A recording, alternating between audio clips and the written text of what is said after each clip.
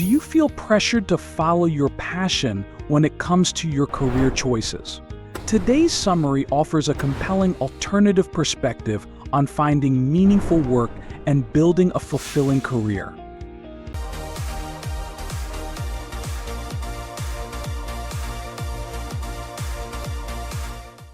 Hello everyone, welcome back to our channel Elevate Genius.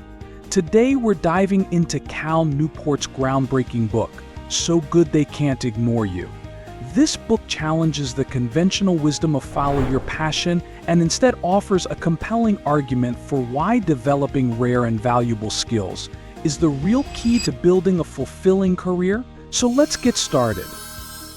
Chapter 1, The Passion Hypothesis. Newport starts by debunking what he calls the passion hypothesis, the belief that the key to career happiness is to first figure out what you're passionate about, and then find a job that matches this passion. He argues that this advice is not only misleading but also dangerous. You might have been told to follow your passion throughout your life, but Newport shows that passion alone is not enough to guarantee success or satisfaction.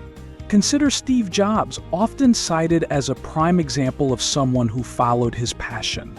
Newport reveals that Jobs' early interests were far from technology and entrepreneurship. It was through trial and error and developing his skills that Jobs found his true calling. Newport's research suggests that many successful people don't start with a clear passion.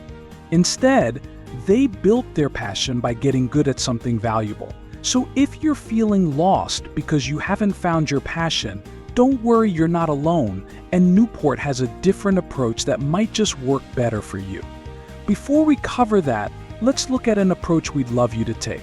Hit like on this video, subscribe, and deep dive into the Elevate Genius back catalog. You'll be glad you did. It's easier to master than any skill, but that's pretty important too, as we find out in our next chapter. Chapter 2, The Importance of Skill. In the second chapter, Newport emphasizes the importance of building skills. He introduces the concept of career capital, the rare and valuable skills you can offer to the world. The more career capital you have, the more control you have over your professional life.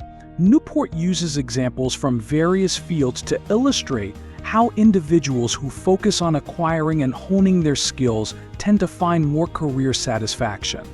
Take the story of Alex Berger, a television writer and producer. Berger didn't start with a passion for TV writing, he developed it over time by owning his skills and building his career capital. For instance, if you invest time in becoming highly skilled at something that provides value, you can leverage those skills to negotiate the terms of your career, whether that's in the form of more flexibility, higher pay, or more interesting projects. You need to focus on deliberate practice, a systematic way of improving performance.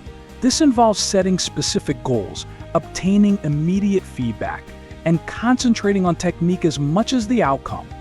Ask yourself, what can you do to become indispensable in your field? Chapter 3, The Craftsman Mindset versus the Passion Mindset. Newport introduces the idea of the craftsman mindset versus the passion mindset. The passion mindset focuses on what the world can offer you, a job that fits your passion. In contrast, the craftsman mindset focuses on what you can offer the world, the skills you can develop, and the value you can create. Newport argues that adopting the craftsman mindset is crucial for building a fulfilling career. By concentrating on becoming better at what you do, you not only gain satisfaction from your work, but also create opportunities for yourself that wouldn't exist otherwise. For example, musician Jordan Tice didn't start with a clear passion for music, he developed it by continuously improving his craft. Ask yourself, what can you do today to become just a bit better at your craft? Newport highlights the importance of feedback and iteration in developing this mindset. You need to seek out constructive criticism and be willing to make changes based on it. It's about continuous improvement and focusing on what you can control, your effort and skill development. Chapter 4, The Power of Control. Control over what you do and how you do it is a powerful motivator. Newport explains that once you have enough career capital, you can start to gain more control over your work life. This might mean negotiating for more flexible hours, choosing projects that interest you, or even starting your own business. However, Newport also warns about the control trap situations where you might try to gain more control before you have enough career capital to back it up. For example, if you demand flexible working hours without having proven your value to the company, you might find yourself in a precarious position. Therefore, ensure you have the skills and leverage before seeking more control. He shares the story of Lulu, a writer who gained control over her work by first excelling in her job, thus accumulating enough career capital to negotiate remote work and eventually start her own business. The key takeaway here is that control is earned through demonstrated value. Chapter 5: The Importance of Mission. Finally, Newport discusses the importance of having a mission in your work.